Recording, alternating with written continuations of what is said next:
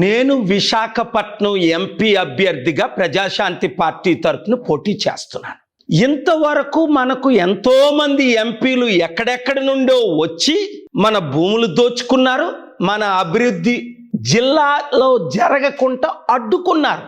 అంతేకాకుండా బీజేపీ మోదీకి ఇప్పుడున్న పార్టీలు తొత్తులుగా మారే స్టీల్ ప్లాంట్ అమ్మకాన్ని ఆపలేకపోతున్నారు, అభివృద్ధిని సాధించలేకపోతున్నారు. కనుక నాకు తెలుసు, విశాఖపట్నంలో పుట్టి పెరిగి చదువుకొని మన సమస్యలేంటో మనం ఎలా తీర్చుకోవాలో, విశాఖపట్నాన్ని సంపూర్తిగా అభివృద్ధి చేసే సత్తా నాకు ఉంది.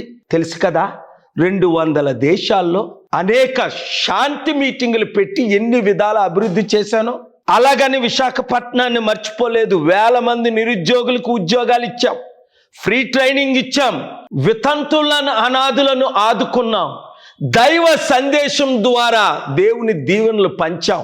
నేను ఎంపీని అవ్వాలంటే మీరు నేను కలిసి పని చేయాలి.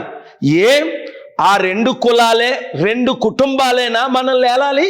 మన బీసీలు, కాపులు, క్రిస్టియన్స్, ముస్లిమ్స్ ఏకమైతే ఏది సాధించలేం.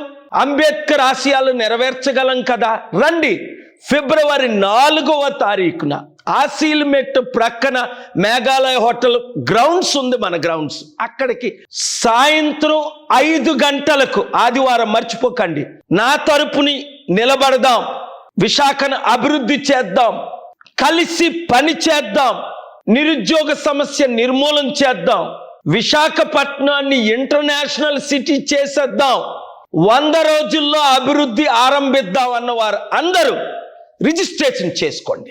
ఫిబ్రవరి 4వ తారీఖు ఆదివారం సాయంత్రం 5 గంటలకు రండి, కలిసి పని చేద్దాం, పోరాడదాం, సాధిద్దాం, అభివృద్ధి చేద్దాం. మన తెలుగు సత్తా, విశాఖ సత్తా, స్టీల్ ప్లాంట్ సత్తా, మన సత్తా ఢిల్లీని ప్రపంచానికి చూపిద్దాం.